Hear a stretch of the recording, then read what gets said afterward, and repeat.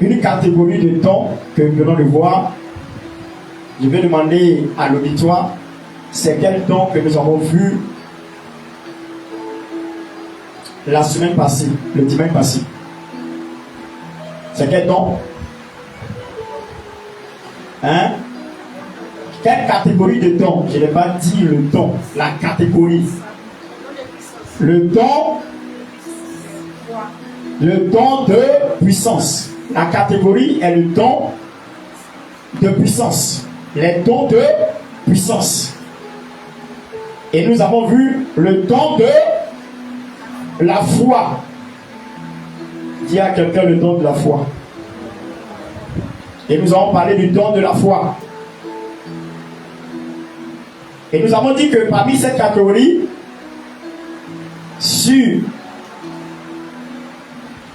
on se comprend bien, dans cette catégorie, on dit qu'il y a un grand frère qui est dans le groupe. Est-ce qu'on peut citer les dons de puissance rapidement? Qui peut citer les dons de puissance? Les dons de puissance, qui peut les citer? Nous sommes à notre programme, à notre enseignement. Les dons spirituels, et nous sommes en train de parler de la manifestation des dons spirituels. Donc, les dons de puissance, est-ce qu'on peut les citer? Monsieur Silla? Les dons de puissance, nous avons les dons de guérison. Le don des guérisons, pas de guérison, mais le don des guérisons. Les dons de la foi. Le don de la foi, et puis quoi? Le don d'opérer des miracles. Voilà. Est-ce qu'on peut acclamer le Seigneur pour lui? En tout cas, c'est bien. Il a bien appris ça. C'est bon. Et j'ai défini le don de foi. On va parler dessus parce que ça va nous prendre trop de temps. Mais j'ai brossé un peu les autres dons parce que ils n'ont pas besoin de trop être expliqués. Pourquoi? Parce que selon leur affirmation, c'est ce qu'ils font. Je vais dire le don d'opérer des miracles. Pour ceux qui notent, le don d'opérer des miracles est un don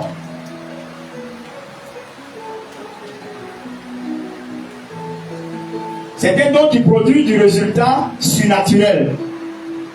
C'est un don qui dépasse le niveau naturel. C'est un don qui va au niveau surnaturel. Un don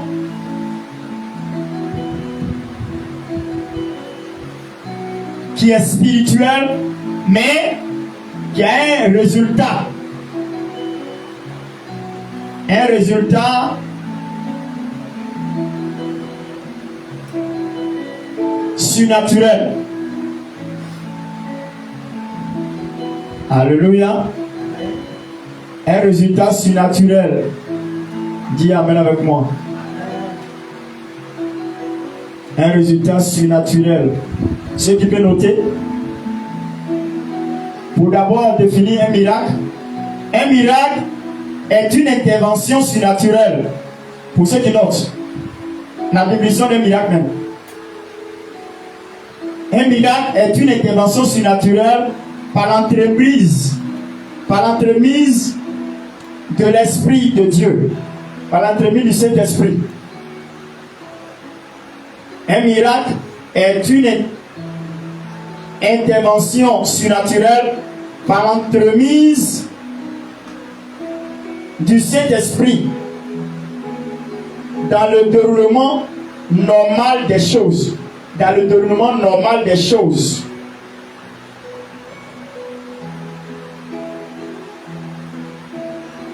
Une interruption passagère de l'ordre établi. Dans le déroulement normal des choses. Un miracle est une intervention surnaturelle par l'entremise du Saint-Esprit dans le déroulement normal des choses. Une interruption passagère de l'ordre établi. Une interruption passagère des choses établies. Il y a des choses qui sont établies normalement, naturellement. où on sait qu'on ne peut plus aller devant, on ne peut plus aller derrière. En temps normal, la résurrection est la résurrection.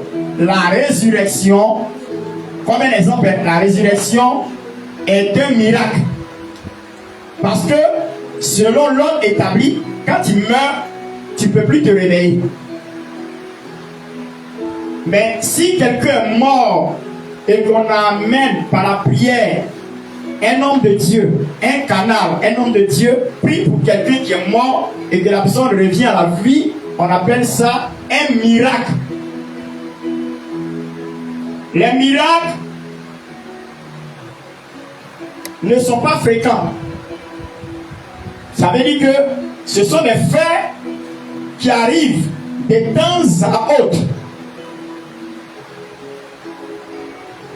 C'est pas comme ce qu'on a l'habitude de voir tous les jours, non. Ce sont des faits, de temps à autre, ça se manifeste. Selon le don. Amen. Alléluia.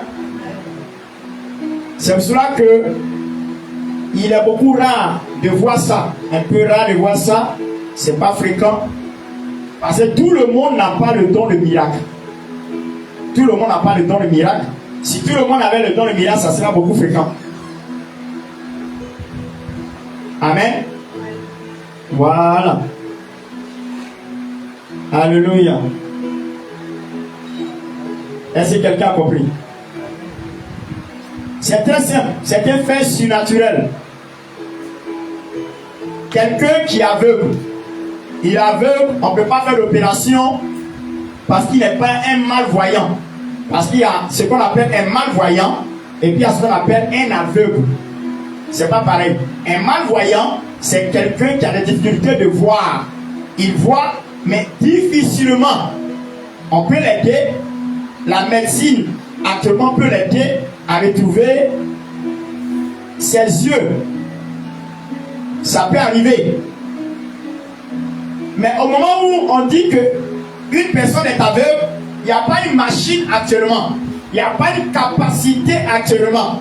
Il n'y a pas de solution actuellement que quand quelqu'un est aveugle, on peut aller à la pharmacie ou bien on peut aller quelque part, selon la science, même la performance de la science, pour pouvoir permettre à quelqu'un de retrouver sa vue.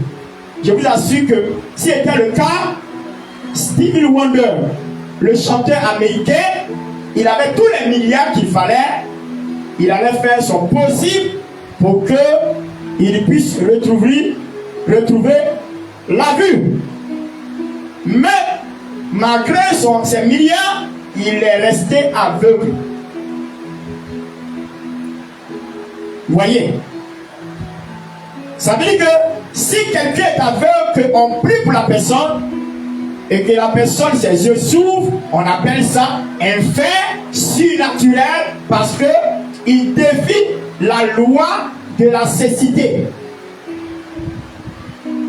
Ça veut dire que ça devient un acte surnaturel. C'est ce qu'on appelle un miracle. Amen. Amen. Amen. Amen. Voici un autre miracle. Une femme. Je raconte toute cette histoire parce que c'est une femme qui est bien. Une servante de Dieu qui est bien. Elle s'appelle Maïmouna Ouattara. Une femme qui n'avait pas d'utérus. Une femme qui n'avait pas d'utérus. Quand tu n'as pas d'utérus, il n'y a pas formation d'embryon. Il n'y a pas formation de fœtus. Il n'y a pas formation de fœtus et même formation d'un embryon, un développement d'un fœtus. C'est pas possible. Parce que les femmes savent que c'est le berceau où se forme le fœtus, l'enfant. C'est ça qui est l'utérus. Même si tu as des trompes et que tu n'as pas de fœtus, camarade, si tu n'as pas d'utérus, camarade, faut pas imaginer, même penser à aller à l'hôpital pour demander, Seigneur, pour demander au médecin, aidez-moi. On ne peut pas t'aider. Pourquoi? Parce que c'est là la médecine s'arrête. Ils sont incapables de te donner une solution. Au moment où on prie pour toi, un homme de Dieu veut prier pour toi, ou toi-même tu pries le Seigneur, et que sans utérus, il y a des enfants qui arrivent. On appelle ça un fait surnaturel. C'est un miracle.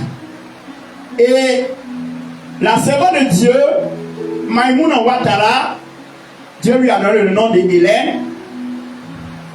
Elle a fait 14 enfants sans utérus. Ça, c'est un fait surnaturel. C'est étonnant. Il y a jumeaux dedans, tout ça. Ça, c'est un miracle. Alléluia. Alléluia. Amen. Si quelqu'un, une personne comme ça, on va rentrer dans le cadre en même temps pour introduire, c'est la même chose.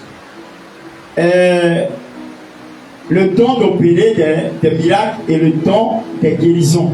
Il y a des guérisons miraculeuses. C'est pas les trois sont ensemble. La foi, le don des miracles, d'opérer des miracles et le don des guérisons. Les trois sont des amis. Mais le patron, c'est le don de la foi. Vous voyez? Quelqu'un qui a une insuffisance rénale, quand on dit insuffisance rénale, c'est pas gros français. Ça veut dire que il a un problème dans son rein parce que son rein ne répond plus normalement. Donc c'est insuffisant. C'est-à-dire que le rein est gâté, donc il n'a plus de rein. C'est pas une insuffisance rénale. Parce que l'homme a deux reins. Quand il y a insuffisance rénale, ça veut dire que tes deux reins sont gâtés. Tes deux reins sont détruits. À ce niveau, le rein fait quoi? Le rein filtre les aliments. Les reins filtrent le sang, les déchets. C'est ce qui permet à l'homme d'évacuer tout ce qui est toxine, tout ce qui est déchet du corps. Sans le rein, il n'y a pas de filtre. C'est comme si tu avais payé du blé au marché, ou bien arachide au marché. Les gens qui aiment préparer là, tu sais où elle a fait son dumbré là, tu sais où elle a pilé sa pâte d'arachide là. Tu sais pas. Donc qu'est-ce que nos parents, nos mamans font? Ils mettent dans l'eau, ils filtrent au moins 2 ou 3 fois pour garder les résidus de la saleté, parce qu'il peut y avoir du sable, il peut y avoir des résidus en bas. Donc il y a des gens qui font ça plusieurs fois pour que quand ils vont manger leur sauce arachide et puis leur sauce dumbré, il n'y a point de sable à l'intérieur. Le travail du rein, c'est ce qu'il fait. Il filtre pour qu'il n'y ait pas de saleté dans ton sang, dans ton corps. Quand quelqu'un est insuffisant rénal, son corps commence à garder les déchets. C'est pourquoi il est difficile pour lui d'aller au WC, il est difficile pour lui d'aller uriner, il est difficile pour lui d'évacuer tout ce qui est déchet du corps. Et quand il n'évacue pas les déchets qui sont dans ton corps commence à s'enfler. Tu vas voir que celui qui a insuffisance rénale, qui ne fait pas de dialyse, qui a une solution que la science a donnée, une machine qui permet de filtrer le sang pour faire évacuer la saleté qui est dans le sang, pour évacuer, pour lui permettre de vivre un certain temps. Mais l'appareil va faire que tu ne peux pas vivre longtemps. La deuxième solution, qui est la dernière solution, c'est de trouver des reins. Faire greffe de reins. La science trouve à faire des greffes de reins. On prend les reins de quelqu'un d'autre et puis on vient pour greffer, pour que tu aies un nouveau rein qui va permettre de faire évacuer. Ça, c'est la solution de la science. Comme il a dit, première solution de la science, c'était de faire la dialyse. Une machine qui lave le sang. Une telle personne, voici les 2 solutions qu'elle vient de donner. Mais je vous dis que quand la personne prend, ce n'est pas pour sa guérison, c'est pour le maintenir, pour vivre un peu longtemps. Tous ceux qui ont fait dialyse surtout, je vous assure que ils ont passé un peu de temps et puis ils sont morts. Un jour viendra l'absent de la maladie va l'emporter parce que ça ne tue pas. Alléluia. Pour ceux qui ont déjà vécu ça, je vous assure, hein, ça fait très mal. Hein. Quand ils font la machine, là, ça fait très mal. Ça fait très mal. Moi, j'étais avec un malade qui avait fait la dialyse. Là. Je vivais avec lui. Quand il savait, c'était vraiment. On met sur le bras là, le poignet, et puis ça, c'est un appareil. Ça fait pour laver. Chaque fois, il doit aller, comment laver. Ça fait mal. C'est pas facile, c'est une souffrance. Mais quelqu'un qui a une telle maladie, on s'approche et on prie pour la personne, et puis la personne guérit, il n'a plus de problème de rein, c'est un miracle. Parce que la science ne guérit pas ça. La science peut trouver un autre rein pour greffer. Sinon, pour guérir, ça n'existe pas. On ne peut pas guérir l'instrument rénal. On peut seulement mettre un rein et puis ça te suffit pour pouvoir gérer. Il y a des gens qui vivent avec un seul rein. Parce que l'autre est gâté. Les deux sont gâtés, ils ont trouvé un rein quelque part pour mettre. Souvent, les gens sont payés des reins où les personnes sont dans une position où ils doivent mourir. Et les gens font le prix, ils enlèvent ses reins. Si tu es compatible, il y a ça aussi dedans. Ils enlèvent le rein de la personne et puis on vient te greffer. C'est comme ça qu'ils font. Sinon, il n'y a pas de guérison. Donc, quand quelqu'un est guéri de telle maladie, c'est quoi les gens appellent ça maladie incurable? C'est un miracle. Toute maladie incurable, c'est un miracle. C'est qu'on peut parler de le don de guérison comme la guérison miraculeuse. Il y a la guérison, mais ce n'est pas un miracle que la personne a été guérie. Vous voyez un peu? Voilà. Et ces gens de dons de puissance, vous avez constaté bien que dans l'exercice de mes fonctions, pendant plusieurs années, j'ai constaté que ces dons-là, je le manifeste bien. Le don de la foi, le don d'opérer des miracles et le don des guérisons. Parce qu'il y a les guérisons miraculeuses. Vous voyez? Il y a des guérisons miraculeuses. Quand on parle de miracle, ça veut dire que la science est bloquée. La science est arrêtée là. Tout ce qui est de Dieu maintenant vient prendre place. Là où la science est arrêtée, il n'y a plus de solution d'une manière scientifique. Dans le cadre de la médecine, ça veut dire que à partir de là, on fait appel au miracle. Alléluia. Alléluia. Amen. Voilà. Donc, le don de guérison aussi est un don qui opère pour des guérisons miraculeuses. Le don de guérison aussi fait des miracles, c'est pour opérer dans les cas. Parce que quand on parle de dons, ça veut dire que ce n'est pas les petites maladies, des maux de tête, les maladies de... on appelle ça comment? Palu, c'est pas ça. Donc, ce que la Bible parle des dons de guérison, c'est pas ça. C'est les cas de maladies comme il vient de citer là. Insuffisance rénale, cancer, c'est le genre de maladie où on ne sait pas, on dit incurable. C'est là le don intervient beaucoup. Parce que c'est un don spirituel, il est surnaturel. Ce n'est pas quelque chose qui est naturel, il est surnaturel. Donc il s'occupe de ce qui est difficile, compliqué. Alléluia. Les cas où il va même avoir la mort, quelqu'un est couché comme ça. En tout cas, il est dans le coma, tu viens, tu pries.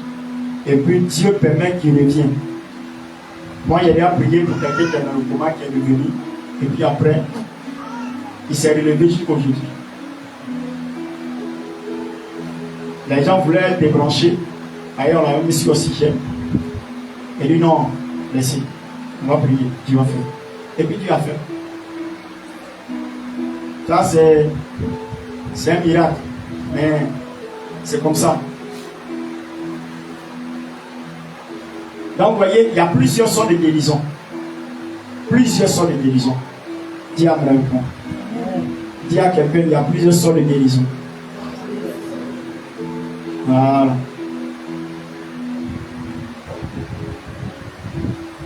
Pour ceux qui veulent noter, les dons de guérison,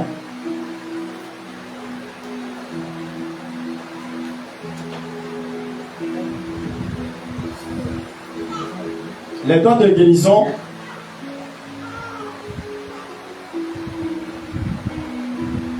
la raison d'être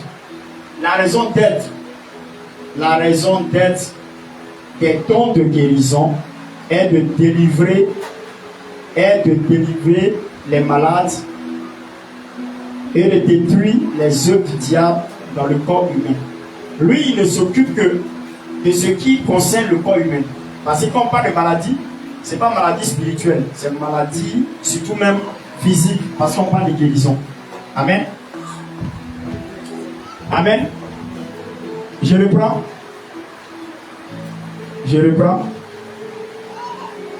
La raison d'être des dons de guérison, de guérir au moins, des dons de guérir, la raison d'être des dons de guérir est de délivrer les malades et de détruire les œuvres du diable dans le corps humain. C'est-à-dire que les œuvres du diable, là, ce sont les démons qui produisent les maladies dans le corps. Donc, en détruisant les œuvres du diable, tu es en train d'opérer une guérison. C'est pourquoi il y a des guérisons miraculeuses. Vous voyez que souvent quelqu'un est malade, mais on est en train de faire délivrance. Quelqu'un est malade, hein? On dit les malades, mais on voit qu'on est en train de faire une délivrance pour libérer la personne. Et quand on libère la personne de cet esprit-là, on constate que la personne est guérie. Mais toutefois, c'est le corps qui est affecté. Mais à la base, il y a un esprit. C'est qu'on parle de détruire les œuvres du diable. Il y a des maladies qui proviennent, la plupart des maladies proviennent des démons. Amen. Des démons. Alléluia. Alléluia. Alléluia. Ça peut aller.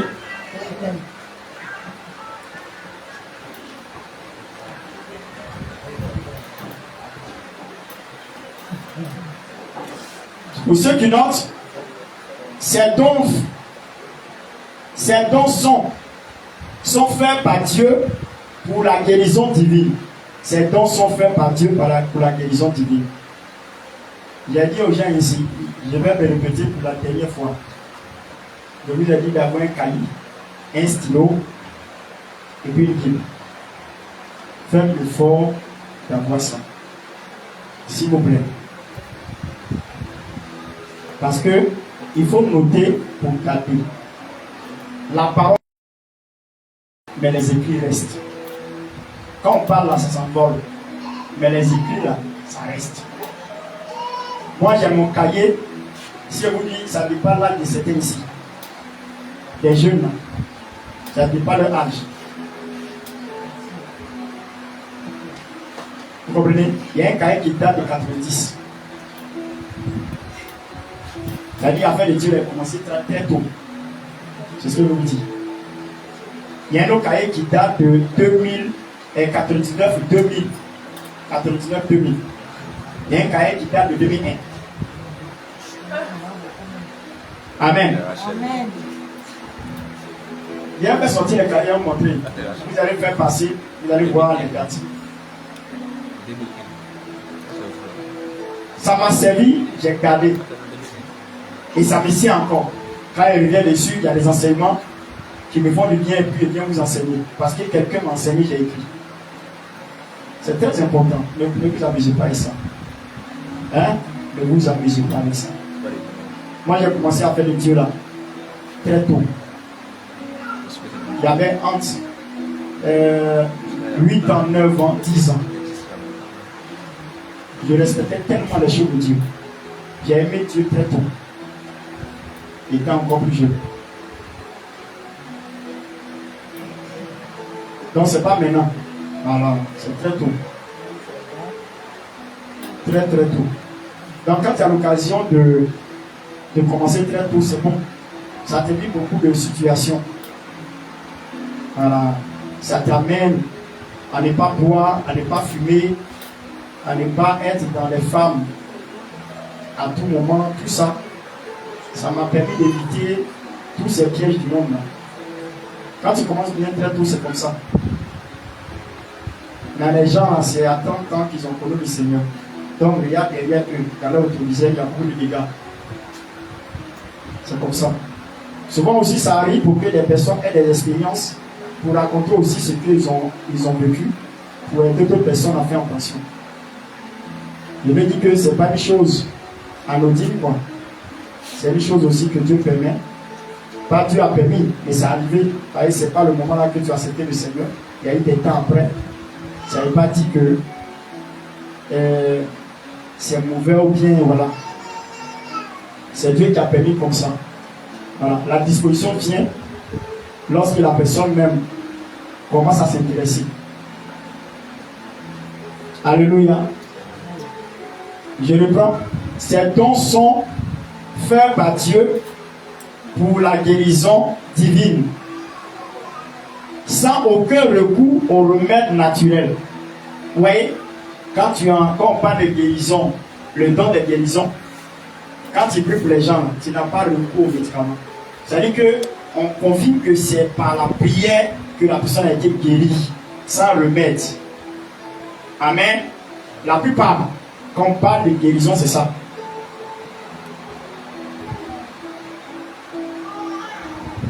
Monsieur Koulibaly, qui a annoncé la guérison de l'hernie discale. On peut mettre ça dans quel cas? Dans quel cas on peut mettre? C'est pas il dit que la guérison, le don de guérison et puis le don des miracles, ils sont entremêlés. On peut mettre dans quel cas? Monsieur Koulibaly a annoncé le dimanche que j'ai prié pour lui et le Seigneur l'a guéri de l'hernie discale. Vous comprenez? Est-ce que vous comprenez? Donc, dans quel cas on peut mettre cette guérison ou bien ce miracle, je ne sais pas. À vous maintenant de savoir par rapport à l'enseignement que j'ai donné, qui peut parler. Mais ceci là veut répondre. Lui, il est trop bien.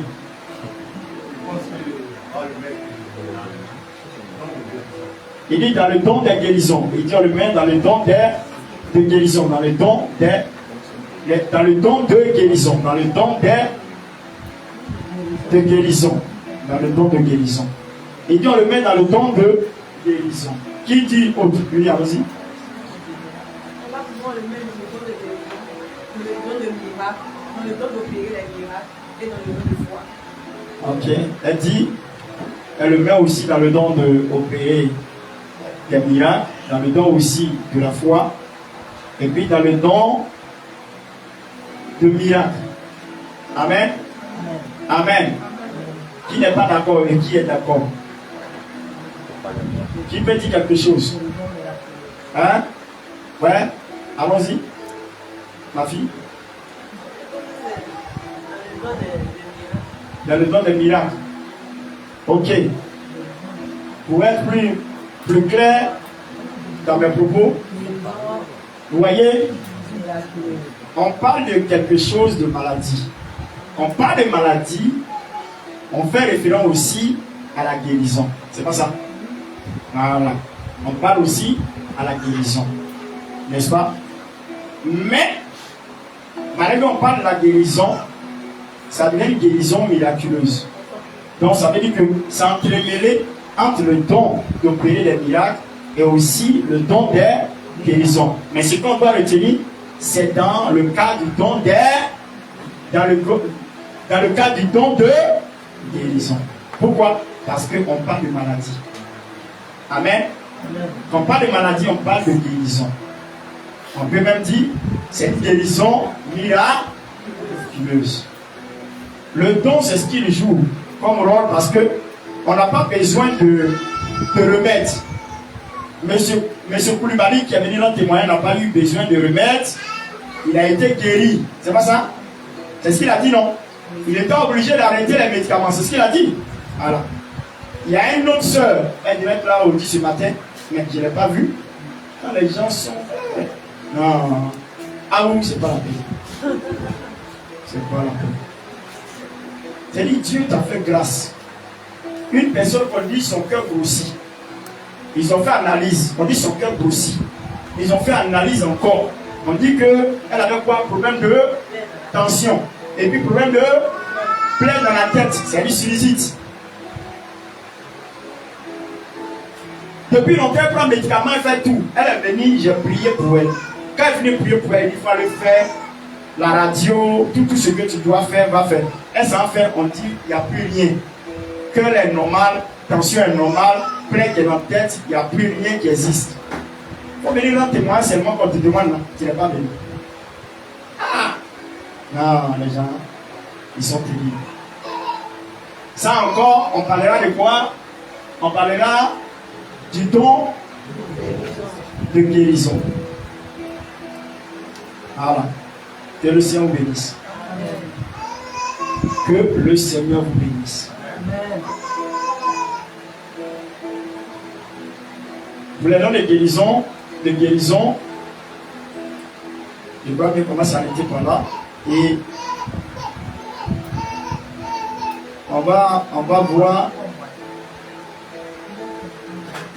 voir ce qu'on appelle le don de prophétie.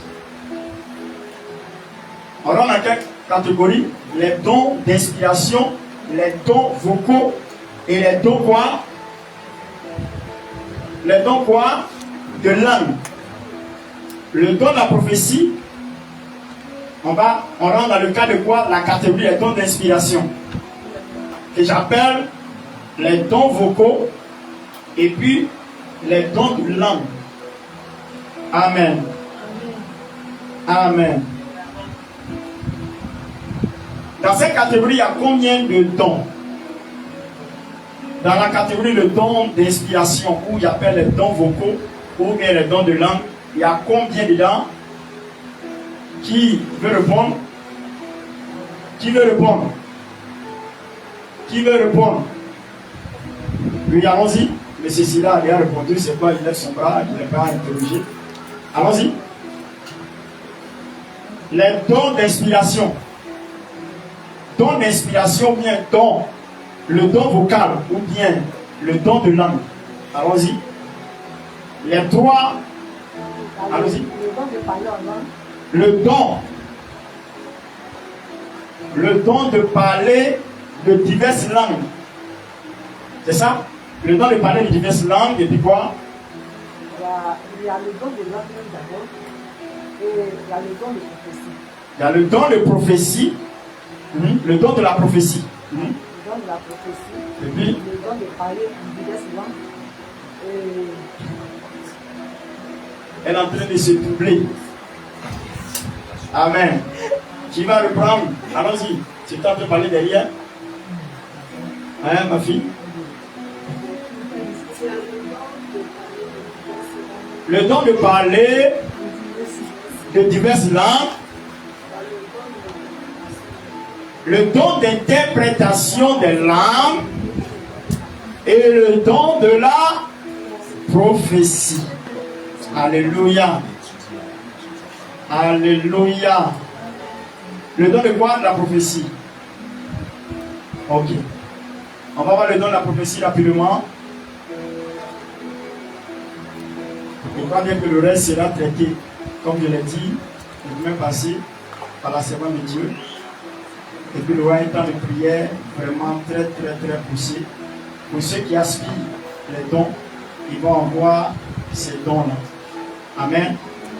Voilà. On dit aspirer, les gens prennent ça comme c'est un cadeau pour nous, c'est pas pour les animaux, c'est pour les êtres humains. Donc, disposons-nous pour avoir ça, pour permettre de développer notre église et même gagner des âmes. Les dons servent à gagner des âmes. Quelqu'un qui est malade, que tu as prié, qui n'a pas d'église, qui est guéri, tu lui dis viens à l'église, Jésus t'a guéri, il faut l'accepter. Et puis, à l'église, on gagne une âme encore. Il faudrait chacun de nous ait des dons pour que on puisse travailler pour le corps de Christ. Amen. Amen. Pour ceux qui mentionnent, la prophétie est une communication surnaturelle. Le don de la prophétie est d'abord une communication surnaturelle. Articulée dans une langue connue. Articulée dans une langue connue. Et d'abord, est une communication surnaturelle. Dieu parle. Quand on dit communication surnaturelle, ça veut dire que c'est Dieu qui parle. C'est quelque chose qui est spirituel. Voilà. Ça vient du divin. Quand on parle de communication surnaturelle, c'est une communication entre l'homme et le divin.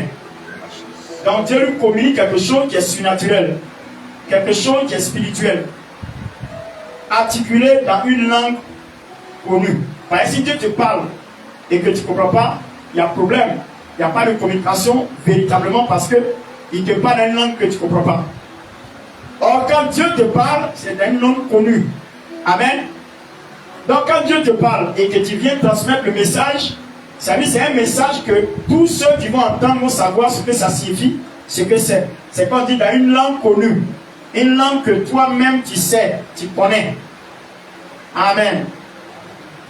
Voilà.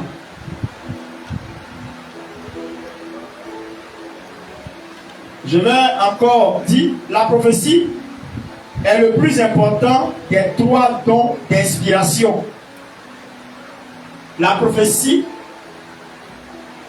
le don de la prophétie est plus important des 3 dons d'inspiration ou l'expression parce qu'il faut l'union des 2 autres.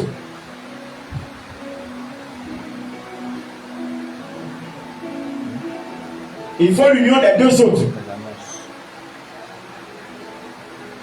Il faut l'union des 2 autres, pour ceux qui notent.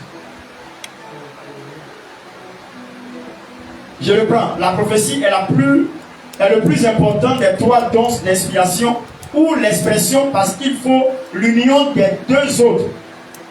La diversité des langues et leur interprétation pour égaler ce don.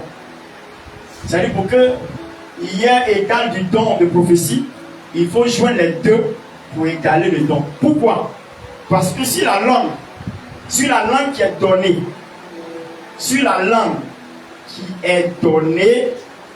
est interprétée, elle devient prophétie.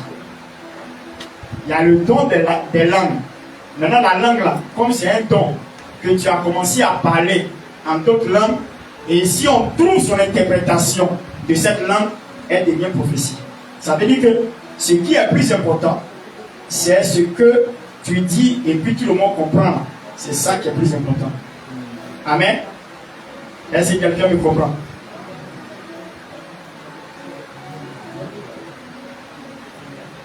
Prenons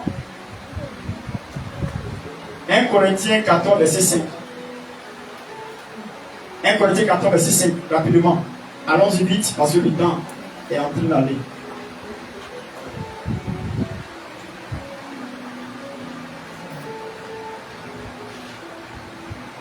« 1 Corinthiens 14. 1 Corinthiens chapitre 14, verset 5. Je désire que vous parliez tous en langue. Il dit que Paul dit que lui désire que tout le monde parle la langue. Paul, là, son souhait, c'est que chacun puisse avoir le don de parler de diverses langues. Et encore plus, que vous prophétisiez. Il dit encore plus. Ce qu'il veut le plus là, c'est que vous prophétisez. Celui qui prophétise est plus grand que celui qui parle en langue. C'est pas moi qui ai dit, hein. C'est Paul qui dit, par ses investigations, il a constaté, par ses recherches, il a constaté que c'est le don de prophétie qui est plus grand. Il dit celui qui prophétise est quoi? Est plus grand que celui qui parle en langue. Oui, non. Celui qui prophétise est plus grand que celui qui parle en langue. C'est-à-dire que si toi tu es assis là, et toi tu parles en langue, et moi je prophétise, tu es mon guerre. Tu es mon petit quoi. C'est ce qu'il Paul veut dire. Hein? Pourquoi? Parce que ça édifie tout le monde. Mais pour toi, ça édifie toi seul. entre toi seul, puis tout le monde. Ça veut dire que toi, tu es personnel. Or, lui, il est public. Ça aide tout le monde, quoi. Tout le monde est content. Quand la prophétie sort, là, tout le monde est content. Mais toi seul, tu es en train de... Tout ça, là, pour toi seul. Tu vois? Pour toi seul. Alléluia. Donc, ça veut dire la prophétie, c'est le don qu'il faut à l'église. N'est-ce pas? N'est-ce pas? Mais il n'y a même pas quelqu'un qui entend les prophéties ici. Cherchez dans les prophéties. Hein? À part le prophète Jérôme et puis la servante de Dieu. À part mon épouse. Pareil, prophétie aussi, ça sort dans songe. Hein? Prophétie sort aussi dans songe. C'est quoi on parle des songes prophétiques? Des songes qui annoncent. Des songes qui sont comme une prédiction à l'avenir. Amen.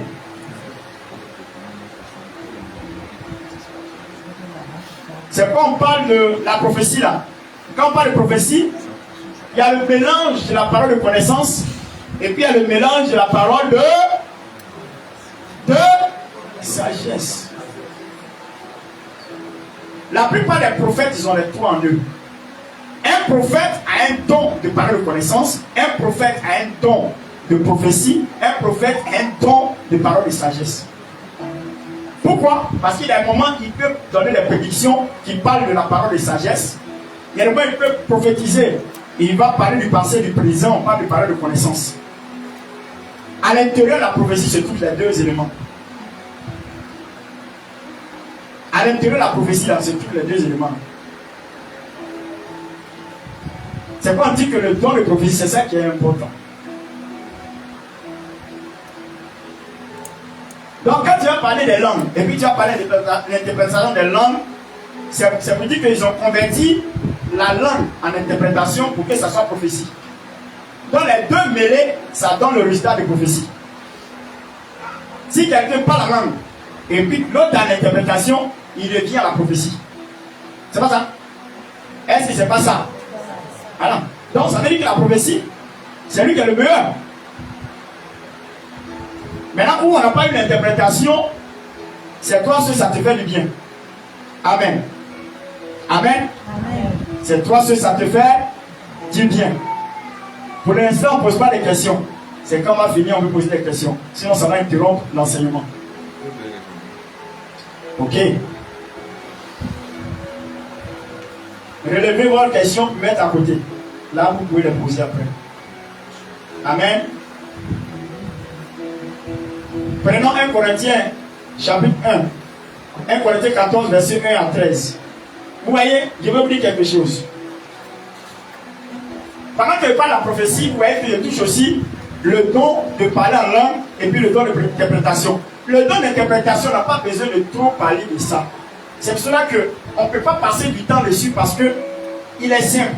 Interprétation des langues là.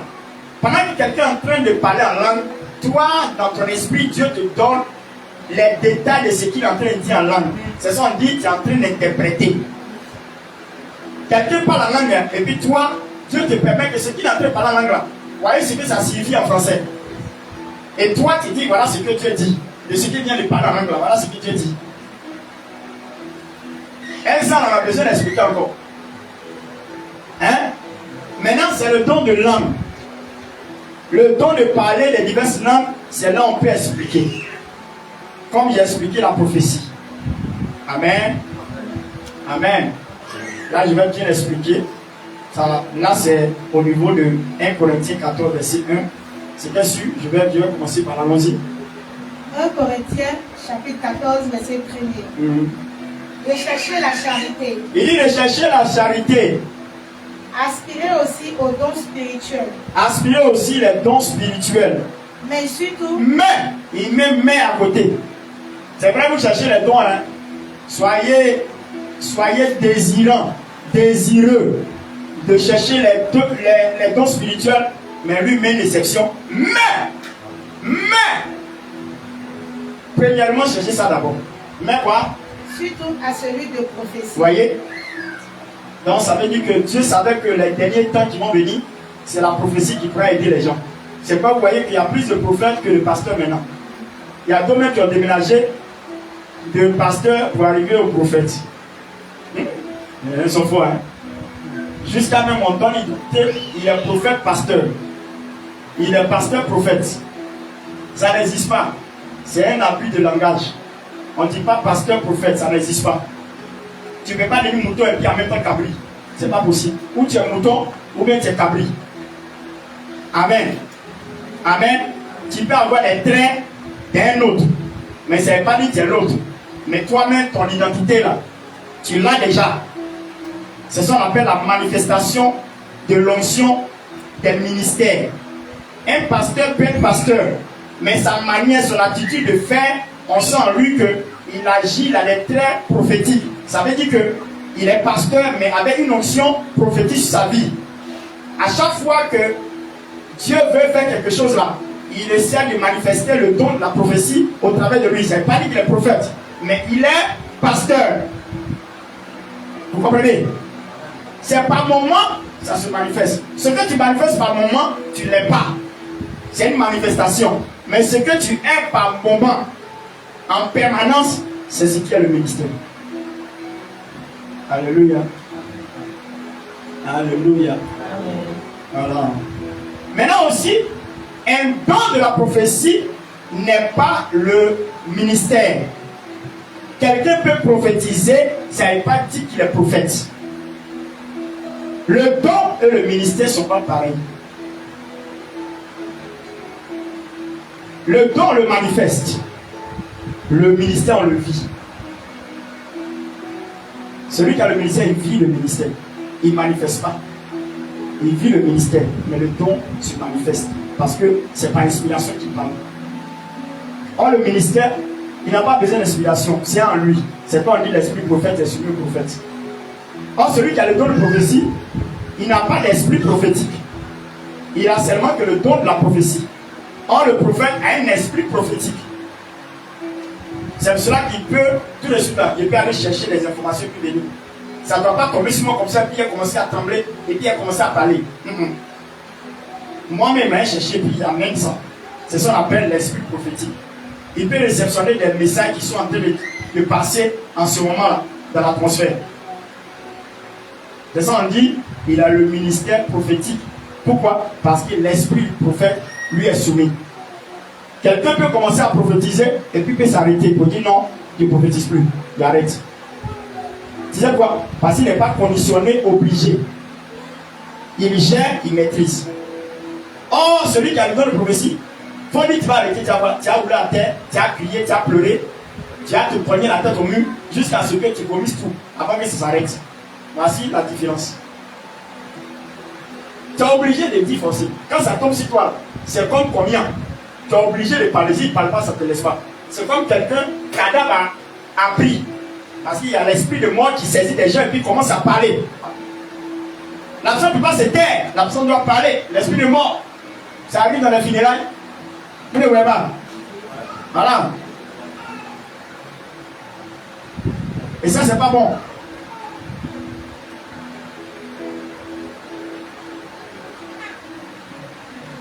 C'est pas bon. Il y a des gens qui, leur canal est aussi facile. Et puis l'esprit du monde les prend. Pour parler. Et souvent, c'est la personne qui est morte là qui a préparé. Oui, ça fait comme une prophétie quoi. C'est lui qui m'a tué. Souvent même, on charge le cercueil et puis le cercueil s'en va là-bas. Ça cogne la porte de la personne qui l'a tué. Tout ça, ça existe. Dans le monde spirituel, ça existe. Dans le cadre prophétique.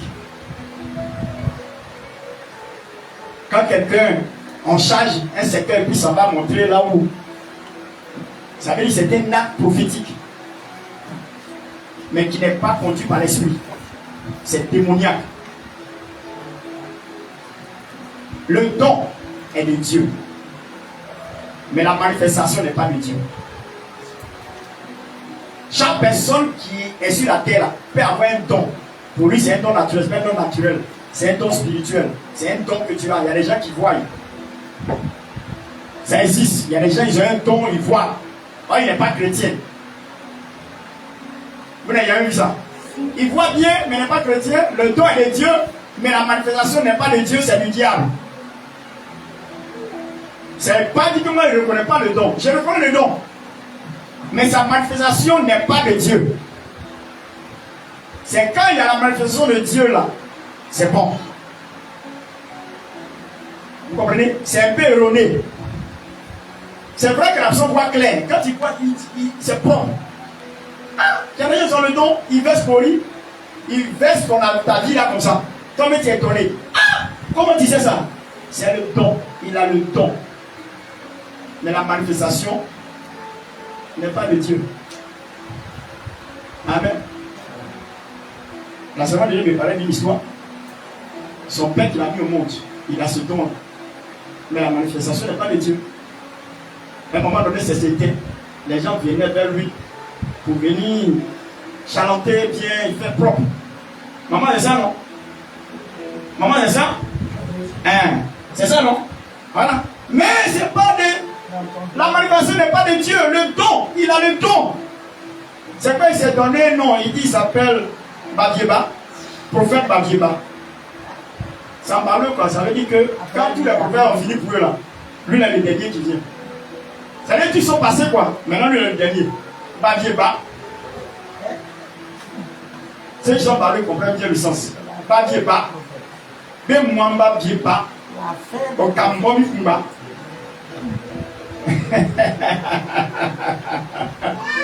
Alléluia. Le don est de Dieu parce que Satan s'est rien créé. Pourquoi il dit le don est de Dieu? Satan s'est rien créé et il n'a jamais rien créé. Il a utilisé ce que Dieu a créé. Il a profané ce que Dieu a créé. C'est un usurpateur, c'est un trompeur. Tu n'as rien créé. Donc, quand quelqu'un a un don, il ne faut pas dire que c'est le diable. Non, le don est reconnu par Dieu. Mais la manifestation est diabolique.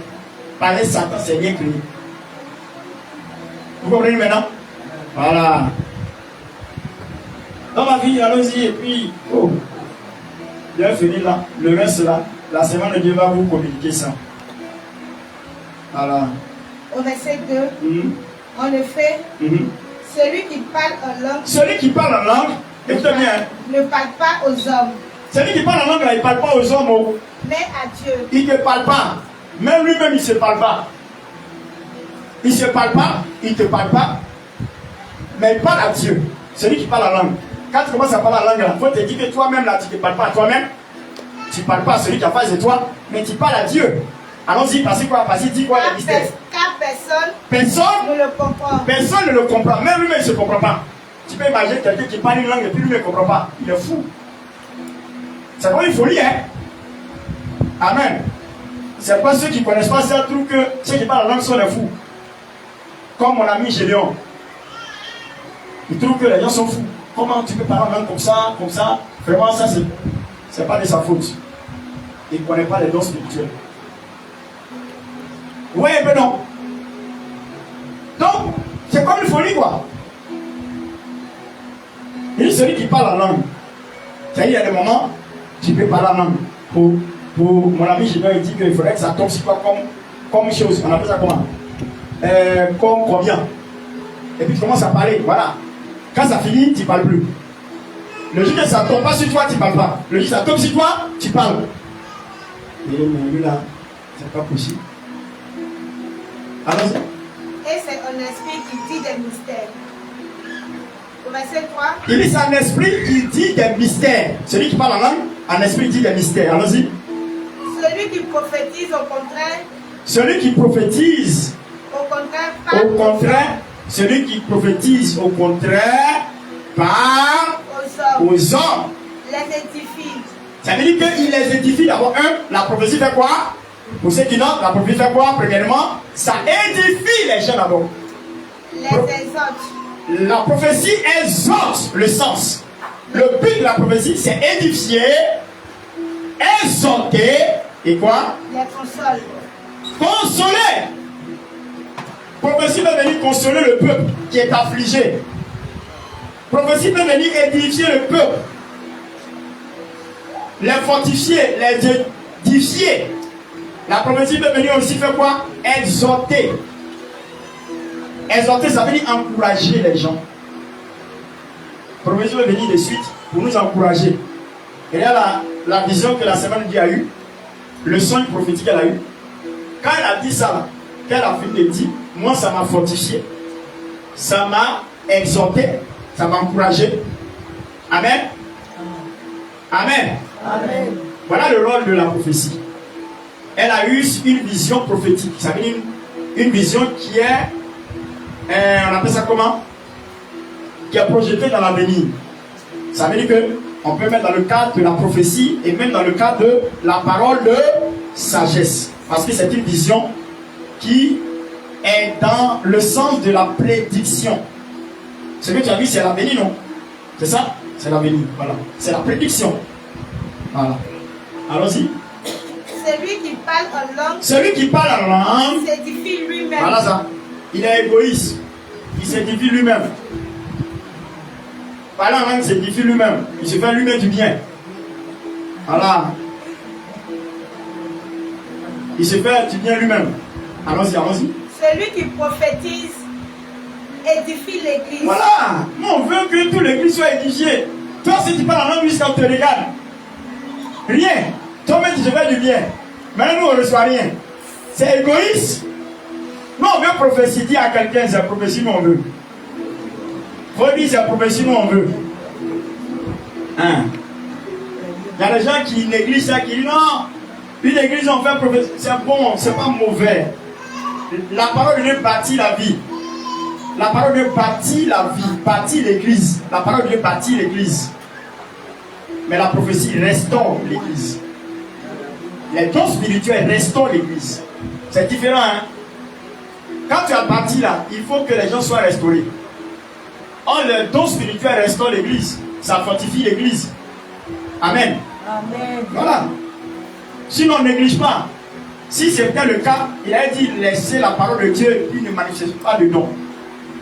On a laissé la parole, c'est même bien, c'est pas au ciel.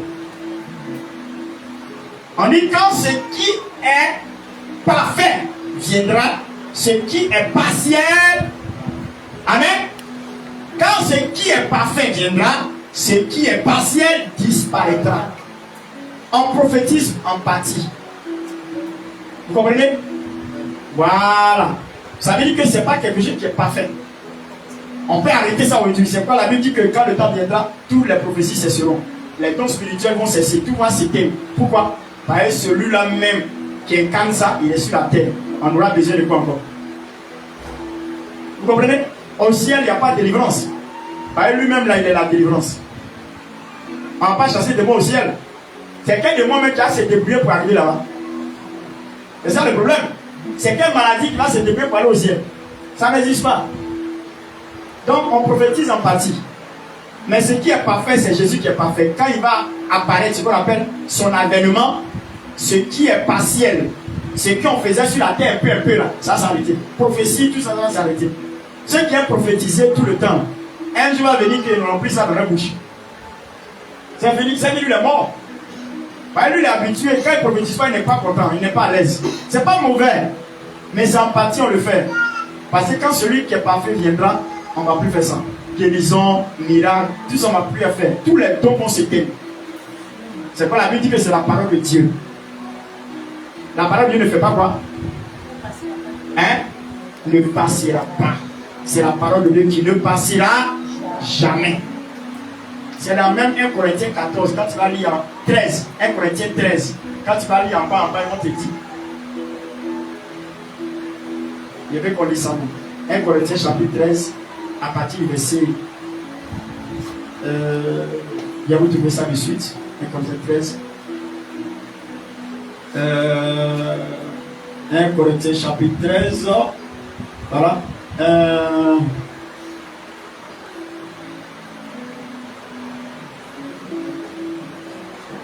Le verset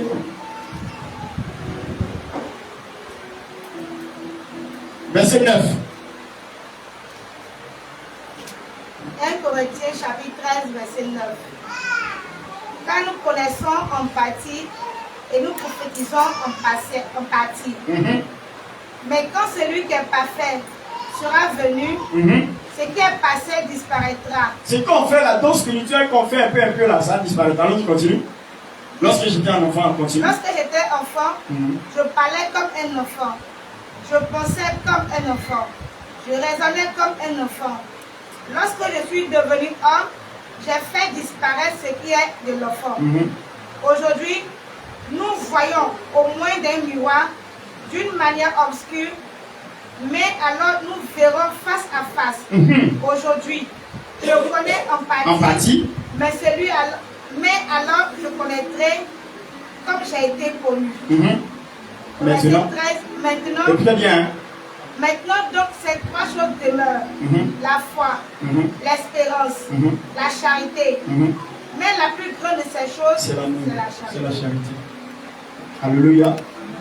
Donc, je vous ai donné cette idée-là pour que vous compreniez que tout ce qu'on fait aujourd'hui là, c'est en partie. Un jour, ça va partir. Amen. Est-ce qu'il me fait comprendre? Continue 1 Corinthiens chapitre 14, verset 1 après les annonces. Continue. 1 Corinthiens chapitre 14, verset 5. Je désire que vous parliez tous en langue. Il désire que vous parlez tous en langue. Mais encore plus que vous prophétisez. Il dit c'est mieux que vous prophétisez. S'il ne veut que tout le monde parle en langue, mais il veut que vous prophétisez la carte beaucoup même dans l'église. Celui qui prophétise. Et il va bien expliquer la prophétie. Allons-y. Celui qui prophétise est plus grand que celui qui parle en langue. À moins que ce dernier interprète pour que l'église soit reçoive l'édification. Allons-y. Et maintenant, frère, de quelle utilité vous serais-je si je venais à vous en parlant en langue et si je ne vous parlais pas par révélation, ou par connaissance, ou par prophétie, ou par doctrine. Si les objets inanimés qui rendent un son comme une flûte ou une harpe ne rendent pas des sons distincts, comment reconnaîtra-t-on ce qui est joué par la flûte ou la harpe? Vous voyez? Au verset 8. Et si la trompette rend un son confus, ce qui se préparera au combat. De même vous, si par la langue, vous ne donnez pas une parole distincte, comment saura-t-on ce que vous dites? C'est ça. Ça veut dire que tu es en train de parler en langue, c'est vrai. Mais ce n'est pas distinct. Ça veut dire que ce qu'on est en train de faire, tout est mélangé, c'est le brouhaha dans l'église. Même celui qui est venu pour la première fois, lui-même est perdu. Parce que ça n'édifie pas la personne. Mais quand c'est une prophétie, tout le monde est rangé pour dire tu as entendu parler.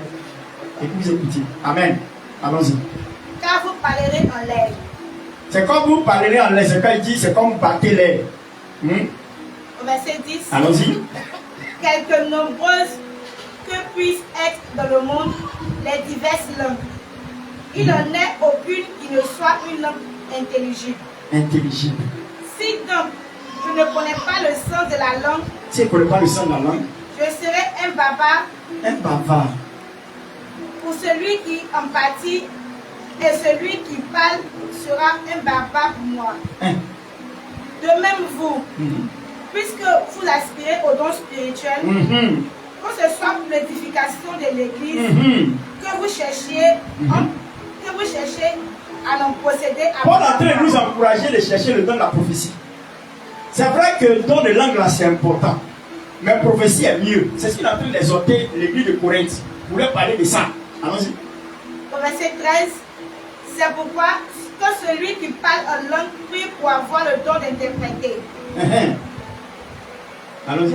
Continue. Oui. Au verset 14. Oui. Car si je prie en langue, mon esprit est en prière. Mon esprit est en prière. Quand tu pries en langue, ton esprit est en prière. C'est-à-dire que ton esprit est connecté à Dieu. Mais mon intelligence demeure stérile. Mon intelligence devient stérile parce que je ne sais pas ce qu'il est en train de dire. Quand on dit mon intelligence devient stérile, je ne sais pas ce que je suis en train de dire. Donc, je ne sais même pas. Donc, mon intelligence est stérile. Ça ne joue pas de rôle. Allons-y. Que faites-donc? Je prierai par l'esprit. Il dit, je prierai par l'esprit, mais, allons-y. Mais je prierai aussi. Je prierai aussi par avec l'intelligence. Souvent, on est édifié comme ça. Quand quelqu'un est en train de prier en français, bien, en langue, où chacun comprend. Souvent même, il y a des gens qui disent ça. Quand j'étais plus jeune, j'ai commencé à le... Quand je commence à prier, tout le monde fait silence. Tu sais quoi? J'avais de belles paroles. C'est-à-dire tout le monde a envie d'entendre ma prière parce que c'est tellement agencé, cadencé, tellement rythmé que les gens même sont là et puis ils attendent en silence et puis ils écoutent ma prière. Il y a remarqué ça beaucoup. Avant qu'ils priaient, les gens m'attendaient. C'est-à-dire ils sont calmes et puis ils écoutent ma prière. Parce que quand tu pries et puis toi-même avec l'intelligence, tu sais choisir les mots qu'il faut adopter à ce que tu veux dire. C'est pas on dit, c'est par l'intelligence. Or la langue là, ton esprit est stérile. Amen. Allons-y. Je chanterai par l'esprit. Il dit je chanterai par l'esprit. Mais je chanterai aussi avec l'intelligence. Avec l'intelligence. Autrement. Ça dit quand il chante en esprit, ça dit tu peux prendre le ballon en langue pour chanter. En esprit. En esprit. En langue. Souvent les gens chantent en langue. Ça c'est en esprit. C'est même pas ce qu'il est en train de chanter. C'est quand il chante. Mais il dit aussi, je chanterai aussi par l'intelligence. Quand il y a l'intelligence, ça veut dire qu'il dit quelque chose que toi-même tu comprends. Et que les autres vont comprendre. Allons-y. Autrement, si tu rends grâce par l'esprit, comment celui qui est dans le rang de l'homme du peuple répondra-t-il Amen? Voilà. Tu as très prié en langue. Celui qui a très prié en langue. Comment celui qui a à côté de toi, il va dire Amen. Amen encore, il ne sait même pas ce que tu as dit. Ouais, que c'est un peu gênant. Il ne sait pas ce que tu as dit, il va dire Amen. Or, quand il parle avec l'intelligence, c'est pas lui, c'est personnel. Le don de langue est personnel. Mais lorsqu'il devient plus personnel, c'est lorsqu'il a son interprétation. Allons-y. Répondra-t-il Amen à ton action de grâce, puisqu'il ne sait pas ce que tu dis? C'est pas ce que tu as en train de dire. Tu rends, il est vrai, d'excellentes actions de grâce, mais l'autre n'est pas édifié. Édifié. Je rends grâce à Dieu de ce que je parle en langue plus que vous tous. Paul, il est dangereux. Ah. Lui, il n'est pas dans le discours, c'est pas orgueil. Il connaît son affaire. Il dit qu'il parle en langue plus que vous tous. Donc, il ne faut pas que quelqu'un va venir défier pour dire qu'il est fort, il parle en langue, donc il va pouvoir s'opposer à lui pour dire que ce qu'il a fait dit comme prophétie là, c'est des histoires. Comme lui, il parle bien en langue là. Il dit, moi-même, il parle en langue que vous tous. Il n'y a pas quelqu'un qui a parlé. Donc, c'est ce que je suis en train de dire là. Moi, il maîtrise langue là plus que tout le monde. Donc, prophétie est en train de parler, c'est ça qui est l'essentiel. Amen. Allons-y. Mais dans l'église, j'aime mieux, voilà. Écoutez bien. Dire. Écoutez bien cette partie-là, c'est la partie-là que je veux que vous entendiez. Allons-y. Mais dans l'église, j'aime mieux dire 5 paroles avec mon intelligence. 5 paroles. Il est mieux pour lui, Paul. Il dit dans l'église, il peut dire 5 paroles avec son intelligence. Afin d'instruire aussi les autres que 10 000 paroles en langue. Que 10 000 paroles en langue. Il fait la préférence de la prophétie. De prier avec l'intelligence. Quand on prie avec l'intelligence, c'est prier dans une langue où tout le monde connaît, où tout le monde comprend. Vous comprenez? Voilà. Ça ne veut pas dire qu'il rejette le don de langue. Ne comprenez pas ça comme ça. Il ne rejette pas. Mais il fait une préférence. Il préfère ça parce que ça aide l'église. En l'autre, il aide une seule personne, toi-même. Voilà pourquoi il met la différence. Allons-y. Au verset 20, frère, ne soyez pas des enfants sous le rapport du jugement, mais pour la malice. Soyez enfants, et à l'égard du jugement, soyez des enfants. Il est écrit dans la loi, c'est pas des hommes d'une haute langue et pas des lèvres étrangères que je parlerai à ce peuple. Et ils ne m'écouteront pas, même ainsi dit le Seigneur. Je vais continuer. Oui, allons-y. Au verset 22, par conséquent, les langues sont un signe, non pour les croyants, mais pour les non-croyants. C'est un signe, non pour les croyants, mais pour les non-croyants. C'est un signe. On dit que la manière que tu parles la langue comme ça, là, ça veut dire que ce sont des choses qui sont extraordinaires. Ce sont des signes pour le non-croyant. Parce que tu ne peux pas parler comme ça par ton propre intelligence si ce n'est pas par l'esprit. Donc pour les non-croyants, ça les donne à savoir que c'est un signe. Et par un moment donné, quand tu parles la langue, pour celui qui est étranger, une personne étrangère qui est pour la première fois, il prête son attention comme ça. Vraiment. Il est étonné quoi. Quand on dit signe, le signe étonne. C'est un signe, c'est une marque de l'esprit pour montrer aux gens, aux païens. Allons-y. La prophétie, au contraire, est un signe. Est un signe. Non pour les non-croyants. Non pour les non-croyants, mais pour les croyants. C'est nous, ça fortifie les chrétiens. La prophétie fortifie les chrétiens. Parce qu'on comprend le sens.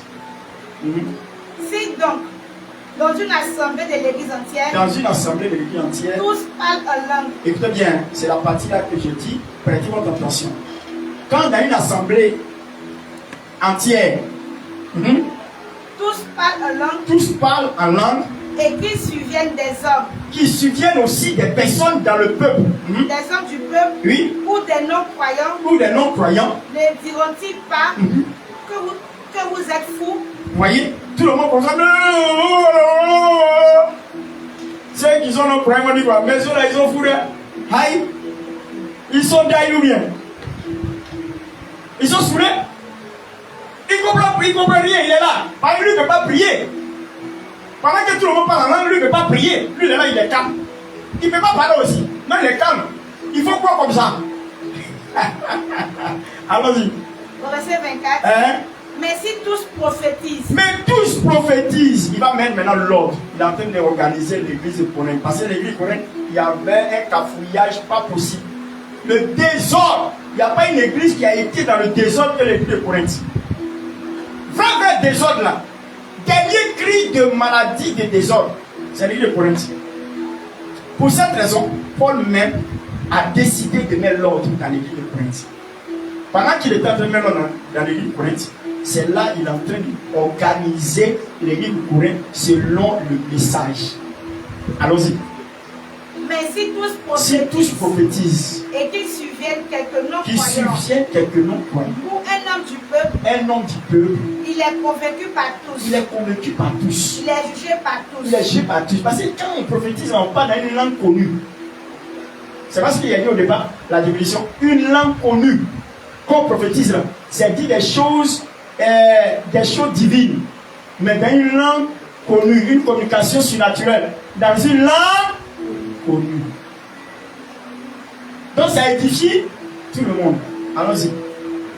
Les secrets de son cœur sont dévoilés. Vous voyez non, le païen ou bien quelqu'un, le secret de son cœur est déjà dévoilé. Quand on prophétise là, peut-être il peut entendre que Dieu lui a dit quelque chose, par de connaissance, pour dire hier là, tu as insulté quelqu'un ou bien tu as fait comme ça. Voilà ça. Quand il vient le matin, quand tu lui dis ça, il dit, donc Dieu me voit, hein. Il est édifié. Allons-y. De telle sorte que, tombant sur sa face, il adorera Dieu. Vous voyez? C'est pourquoi par moment quand on doit prophétie là, souvent quand tu dois prophétiser à quelqu'un, tellement c'est fort, la sorte tombe. Et puis il commence à pleurer. Pardonne-moi Seigneur, pardonne-moi, je ne fais plus ça, je ne fais plus ça. Ça édifie, ça redresse la personne, ça permet que la personne se mette en ordre. C'est important. Allons-y. Et publiera que Dieu est réellement au milieu de vous. Oui, lui-même il va commencer à témoigner. Dieu est ici. En tout cas, Dieu est ici là. Je suis venu là. Mon affaire qui est cachée là, c'est ouvert. C'est comme ça par moment. Ça édifie. Amen. Amen. Amen. Pendant la période de moi les jeunes, je vais dire de la période de la Rosh Hashanah. Waouh. Dieu va nous faire grâce pour qu'on puisse vivre aussi cette manifestation-là. Juste là, on le trouve la date, le dernier dimanche pour la fête. Voilà. Pendant les 3 dimanches, on va vraiment faire du bien aux gens. Amen. Dieu va vous faire du bien. Voilà. Il faudrait qu'on prophétise. Il faudrait que je voie un peu quand même.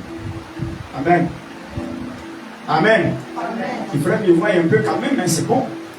Ça va permettre aux gens d'être fortifiés, d'être restaurés. Et aussi la parole de sagesse aussi, pour les prédictions à venir, tout ça, c'est important. La parole de connaissance, amen. Tout ça, c'est important. Dis amen avec moi. Amen. Voilà. Allons-y, tu as fini? Non, il va donner la disposition. Allons-y. Il y a une disposition que j'attends. À partir du verset Verset 26. 26, ouais. Que faites donc, frères, Frère, lorsque vous vous assemblez, vous assemblez les uns, les autres, parmi vous, ont-ils un cantique, on dit si quelqu'un a un cantique qui chante, une instruction, une instruction, une révélation, une révélation, une une langue, une interprétation, que tout se fasse pour l'édification. que tout se fasse en ordre pour l'édification. Il ne faut pas faire ça en désordre. C'est quoi quand quelqu'un a une révélation? En temps normal, si ce n'est pas tombé sur toi pour parler, quand ça tombe sur toi, on ne peut pas fermer ta bouche. Là, c'est un don. Mais tu peux avoir une révélation, une vision, où ça va tomber sur toi.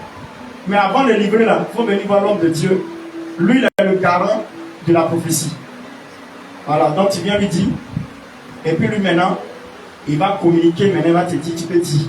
Mais il peut te donner même la sagesse de savoir comment parler. Moi, il ne néglige pas. La semaine de Dieu a reçu une révélation, elle m'a soufflé. Et il faut dire. C'est pour l'édification de l'église. Si c'est personnel, il faut le garder. C'est pour nous qu'on va parler de ça. Mais c'est pour toute l'église. Elle a donné la vision. Les gens ont été fortifiés ici. N'est-ce pas? C'est comme ça. En principe, tu dois demander l'ordre à celui qui est établi. Celui-même qui est prophète. Lui, c'est son domaine. Voilà. C'est son domaine. En tout cas, ce qui concerne le prophétique là, je ne suis pas dernier. Vraiment, je ne suis pas dernier. Au moins, il y a certaines choses quand même que je connais quand même. Que je peux permettre d'aider des gens qui ont une révélation ou bien quelque chose pour bien interpréter et puis leur donner l'occasion de parler. Voilà, il met l'ordre. Maintenant, il dit quoi? Allons-y. En est-il qui parle en langue? Il dit, il y en a-t-il qui parle en langue? Que deux ou trois Au plus parlent chacun à son tour. Chacun à son tour. Il ne faut pas dire tout va se faire ensemble. Chacun à son tour. Il met l'ordre. Il ne faut pas dire celui qui finit, il laisse l'autre à l'autre, il parle, l'autre à l'autre, il parle tranquillement aussi. Et que quelqu'un interprète. Maintenant, s'il y a quelqu'un qui a un don d'interprétation, pour édifier toute l'église, il vient interpréter ce que chaque personne est venue donner en langue. S'il n'y a point d'interprète, s'il y a point d'interprète, on se taise dans l'église. s'il y a point d'interprète, quand il a fini de parler en langue, tout le monde se tait, on est là tranquille. Pareil, interprète là, faut pas t'amuser, c'est un don, hein. C'est pas venir mentir. C'est un don. Je connaissais quelqu'un là, lui il avait les deux en même temps. Il avait le don de langue. Et puis il avait en même temps l'interprétation. Quand il finit de parler en langue, lui-même l'interprète. Et quand il interprète là, c'est vrai, nous tous on a l'esprit, hein. C'est un don. Tout le monde a l'esprit. Donc quand c'est pas net, quand tu finis de prophétiser là, quand tu finis de parler en langue, et puis tu interprètes là. Mais les gens qui sont là, ils ont cet esprit, ça doit les convaincre. S'il n'y a pas conviction, mon gars, tu as menti. Quand ça convainc là, quand il parle là, tout le monde est convaincu. Unanime. Parce que Dieu convainc. C'est ce que ça veut dire. Le don là, c'est Dieu qui convainc. Donc quand il fait là, si ce n'est pas convaincant, il y a soit mon ami, on va t'appeler pour t'envoyer au bureau. Ou mon fils se couche assis là, on va te pousser au bureau pour régler ton cas. Ça c'est clair. Ou bien on t'envoie chez les enfants derrière pour régler ton cas. Par exemple, ce que tu as dit là, nous on n'est pas convaincus. Allons-y, on va t'aider. Allons-y. Et qu'on parle à soi-même et à Dieu. Qu'on parle à soi-même et à Dieu. C'est-à-dire que si tu n'as pas d'interprète, si tu parles à Dieu, et puis tu parles à toi-même, ça s'arrête là. Pour ce qui est des prophètes. Oui, écoutez bien. Pour ce qui est des prophètes. Que deux ou trois parlent. Et trois parlent.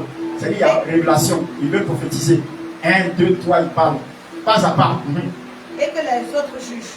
C'est-à-dire pas à pas quoi. Parce que ça veut dire quoi? Quand on dit les autres jugent, ce n'est pas les fidèles qui vont juger. Ton ami prophète aussi qui est là, qui connaît à faire les prophètes là, c'est lui qui va juger toi ta prophétie. C'est de ça qu'on parle. Ça veut dire que dans l'église, là, il doit avoir plusieurs prophètes, plusieurs pasteurs.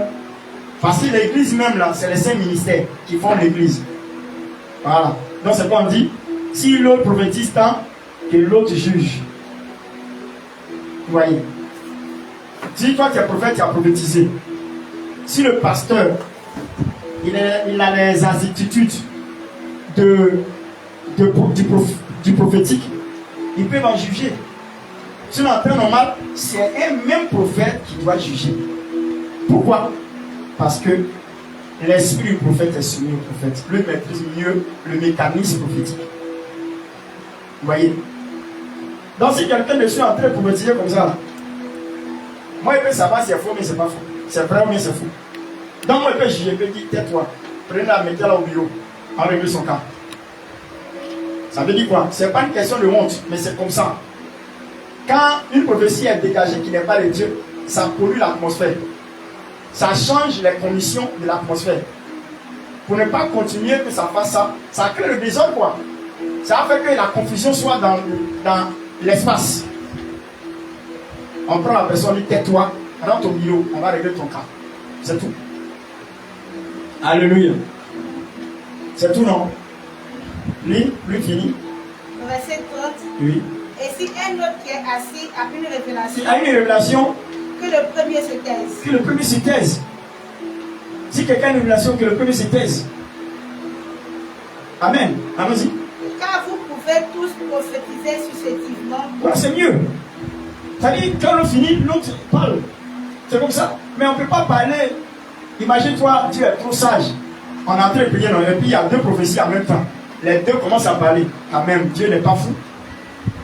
Dieu sait qu'on ne peut pas écouter 2 prophéties en même temps. Hein? Son inspiration a bloqué ça. Après, on va dégager ça, ça va venir. On ne peut pas écouter 2 prophéties en même temps.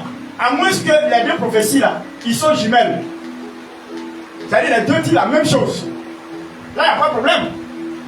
C'est les mêmes paroles, les mêmes idées, les mêmes manières. Dieu est capable de ça. Mais toi, tu es en train de prophétiser quelque chose, puis l'autre est en train de prophétiser. On va écouter quoi pour les autres? Donc, l'homme, le prophète, va et puis dit, calme-toi. Toi, il faut commencer. C'est comme ça. Il ne peut pas avoir comme ça. Non, Dieu n'est pas un Dieu de désordre. Allons-y. Afin que tout soit instruit et que tout soit exalté. Exalté. Les esprits des prophètes sont soumis aux prophètes. Hey. Les esprits des prophètes sont soumis aux prophètes. Hey. C'est soumis aux prophètes. Il n'y a pas des autres. Quand l'homme veut parler, il explique. Dieu n'est pas pressé. Attends. L'homme va parler. Après, toi, tu vas continuer. Si l'inspiration est finie aussi, prochainement, tu vas continuer. Tu vas être inspiré pour parler. Mais il faudrait laisser un pour parler. Amen. Amen. Notre Dieu, allons-y. Notre Dieu n'est pas un Dieu de désordre, Hein? mais de paix. Notre Dieu n'est pas un Dieu de désordre, mais de paix. C'est-à-dire l'église doit être qui ont donné. Alléluia. Est-ce qu'on peut acclamer le Seigneur? Est-ce qu'on peut acclamer le Seigneur? Alléluia. Voilà. Qui connaît ce qu'on appelle la glossolalie? Hein? Qui connaît ce qu'on appelle la glossolalie? C'est dans le cadre des dons spirituels aussi, la glossolalie. Amen. Amen. C'est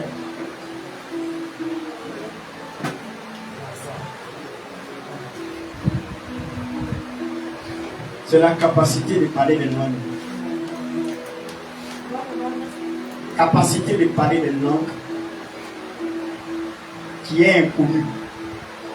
C'est un don de parler des langues inconnues, comme les dons de langue des anges, comme les langues des hommes, mais inconnues. C'est pas moi, je suis un baoulé qui parle chinois bien.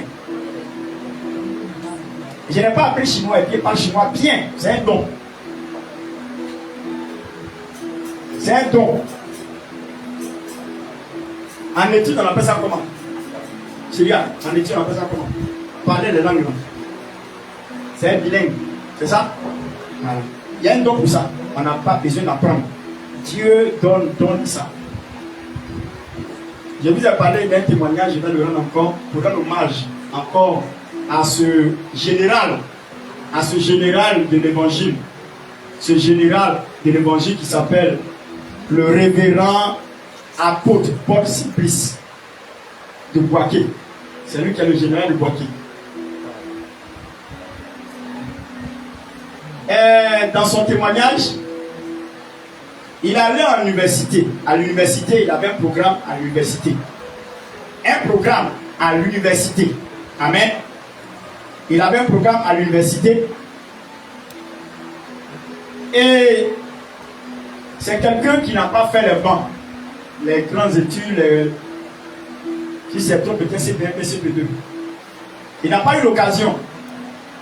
C'est un monsieur qui a parlé. Donc souvent, nos parents parlent là, ils ne mettent pas l'enfant à l'école.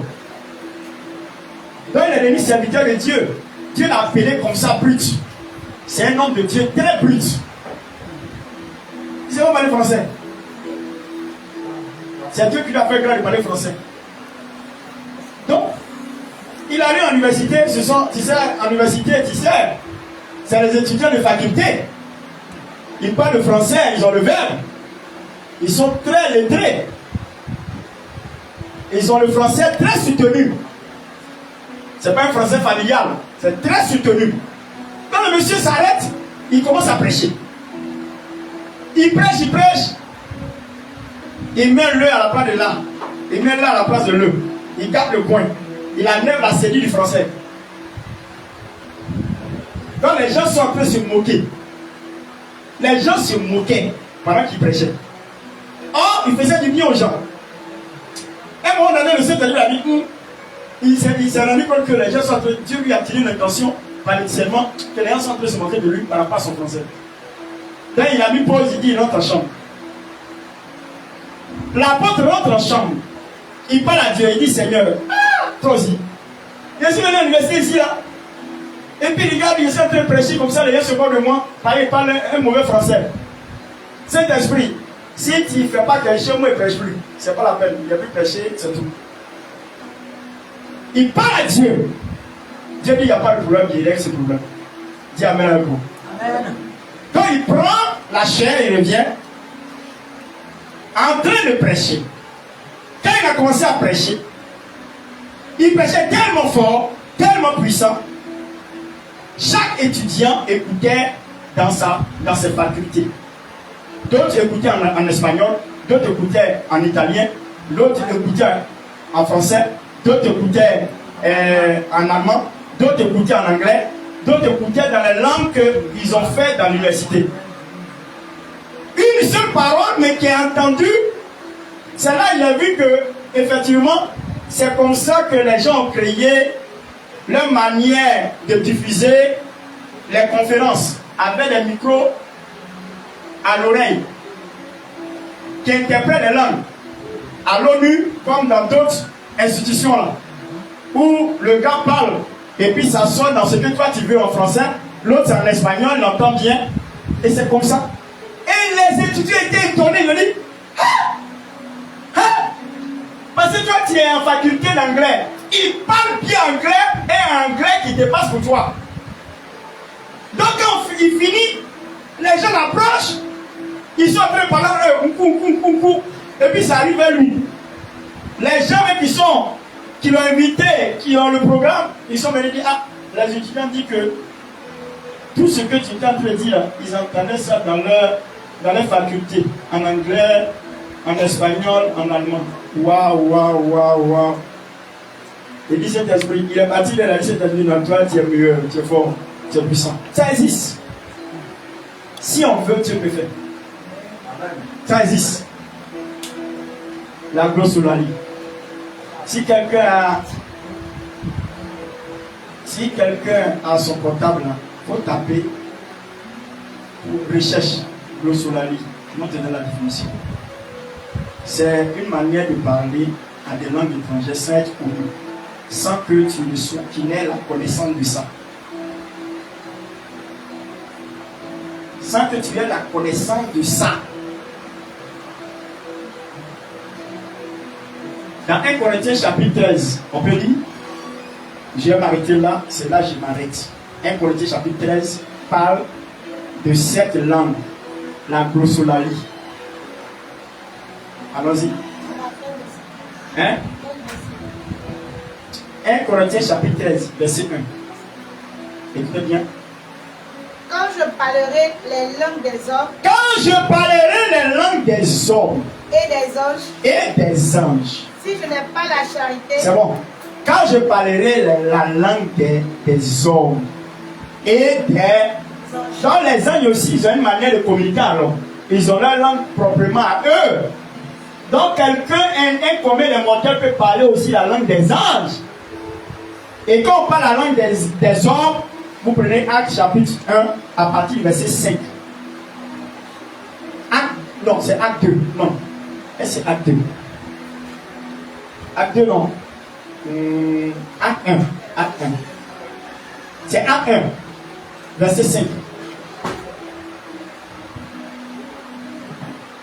Acte chapitre 1, verset 5. Car Jean a baptisé d'eau. Non, ça doit être Acte 2. 2. Verset 1. Allons-y. Prends verset 1 jusqu'à voir il descend.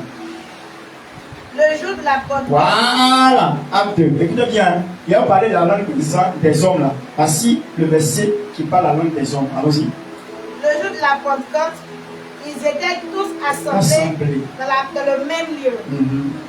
Tout à coup, un vent vint du ciel, un bruit comme celui d'un vent impétueux, et il remplit toute la maison où ils étaient assis. Des langues semblables à des langues de feu leur apparurent séparées les unes. C'est le jour de la Pentecôte, tu vas montrer qu'il est trop fort. Cet esprit est trop fort. Alors-y. Et se posaient sur chacun d'eux. Et ils furent tous remplis du Saint-Esprit. Quand ils ont été remplis du Saint-Esprit, et se mit à parler en d'autres langues. Ils ont commencé à parler en d'autres langues. Je vous dis quoi? Quand on dit en d'autres langues, là, comprenez le sens qu'il y avait déjà une langue qu'ils avaient. Quand tu vois le français qui dit en d'autres langues, ça veut dire qu'il y avait déjà une langue qui était propre à eux. Mais ce qu'ils parlent maintenant, c'est autre. Ce n'est plus pareil à ce qu'eux ils ont. Par exemple, si moi je parle la langue que j'ai, ce n'est pas une autre langue. C'est comme je parlais ce que moi je connais. Or, l'esprit va les faire parler des autres langues qui n'ont même pas connaissance, ils n'ont même pas appris. C'est ça qu'on appelle la glossolalie.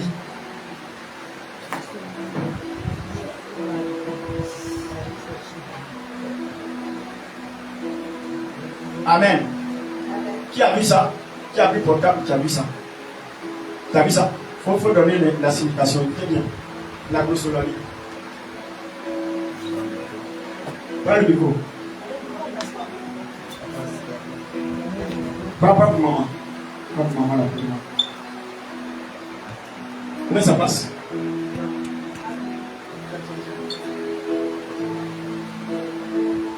Ok. La glossolalie. La glossolalie, aussi appelée parler en langue, est le fait de prononcer des sons, des syllabes ou des mots qui semblent être une langue étrangère inconnue de la personne qui parle, ou un langage incompréhensible. Ce phénomène est souvent associé à des contextes religieux, notamment dans le pentecôtisme et le christianisme, où il est considéré comme un don du Saint-Esprit. Cependant, la glossolalie peut également se manifester dans d'autres contextes, comme chez les malades mentaux. Amen. Vous entendez bien? Vous avez compris? C'est ça. Donc, comme on le dit à poursuivre, s'il te plaît, termine pour qu'on comprenne. Ils ont commencé à parler en d'autres langues. Dites d'autres langues. Selon que l'Esprit leur donnait de s'exprimer. Selon que l'Esprit leur donnait de s'exprimer, pas d'autres langues. Mais regardez bien. Or, il avait en séjour à Jérusalem des Juifs. À Jérusalem des Juifs. Hommes pieux de toutes les nations. De toutes les nations. Ils sont rassemblés de toutes les nations. C'est-à-dire de toutes les nations. C'est-à-dire hommes pieux de quoi? Hommes pieux de toutes les nations. De toutes les nations. C'est-à-dire qu'ils sont sous le ciel. Ça veut dire quoi? Ça veut dire que tous les ethnies étaient rassemblés. Toutes les langues étaient rassemblées. Ça veut dire, hein? Vous comprenez bien? C'est ce que ça veut dire. Amen. Ok. Continue. Au bruit qui eut lieu, la multitude accourut. Quand il y a eu bruit, parce que quand le Seigneur est descendu là, le sol a tremblé. Il y a eu comme tremblement de terre. Donc tout le monde est sorti. Vous venez voir. Et elles furent confondues. Ils ont été confondus. Parce que chacun les entendait. Parce que chacun les entendait parler de sa propre langue. Dans sa propre langue. Si ici chinois, il y a quelqu'un qui est en train de parler chinois, et puis moi j'entends chinois. L'autre, il est arabe. Pendant qu'il est en train de parler, le gars entend en arabe. L'autre qui est allemand, il entend l'autre parler en allemand. L'autre qui est espagnol, il entend l'autre parler en espagnol. Vous comprenez? Or, ils ont leur langue maternelle qu'ils connaissent. Les disciples, là, chacun a leur langue maternelle. Et comment se fait-il qu'ils peuvent parler des langues que eux-mêmes n'ont jamais appris? C'est ce qu'on appelle la glossolalie. C'est le don de parler de diverses langues sans même que tu n'aies appris auparavant. Allons-y, fini. Écoutez bien. Au verset 7. Au verset 6. Au bruit qui eut lieu, la multitude accourut et elles furent confondues parce que chacun les entendait parler dans sa propre langue. En sa propre langue. Ils étaient tous dans l'étonnement. Ils étaient tous dans l'étonnement. Et la surprise. Et la surprise. Et ils se disaient les uns aux autres. Voici. Ces gens qui parlent. Ne sont-ils pas tous Galiléens? Ne sont pas tous des Galiléens. Et en comment nous les entendons, nous les entendons, nous de toutes les nations là, nous. Parler quoi? Dans notre propre langue. Parler dans nos propres langues maternelles. À chacun dans notre langue maternelle. Langue maternelle, vous connaissez? Quand tu es né là, langue maternelle, ça m'a pas. Langue de la maman. C'est pas papa, hein. Quand bébé est en guerre là, ce qui est communiqué là, c'est un tini de maman qui donne à bébé. C'est pas ça? C'est pas ça? Le vieux a quel temps pour donner son ethnie à un bébé là? Il n'a pas le temps. Siwa, Bonoua. C'est ça, ça rentre dans sa tête et puis il obéit. C'est pas ça? C'est ça. Donc, chaque personne a entendu chacun parler dans sa langue maternelle. Dis waouh. Dis waouh. Waouh. Dis le Saint-Esprit est super. Dis le Saint-Esprit est super. Il est super. Cherchons ça. Que le Seigneur bénisse. Je vous remercie.